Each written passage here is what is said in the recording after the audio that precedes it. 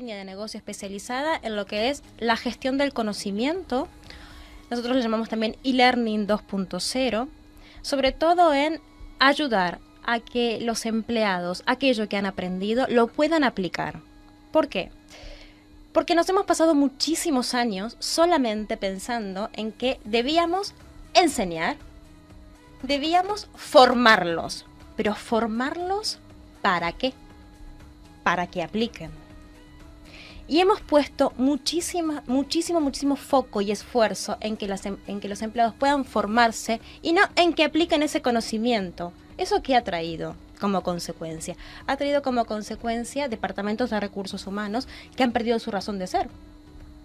Han traído como consecuencia, por ejemplo, muchísimos programas de jubilaciones o despidos donde había todo un conocimiento tácito que se fue y las organizaciones quedaron huérfanas de ese conocimiento. ¿Por qué? Porque todo estaba puesto en el formar. En muchas organizaciones ha existido una gran disociación entre el Departamento de Recursos Humanos y el Departamento de Negocio. El Departamento de Recursos Humanos muchas veces ha estado muy separado de lo que es el Departamento de Negocios.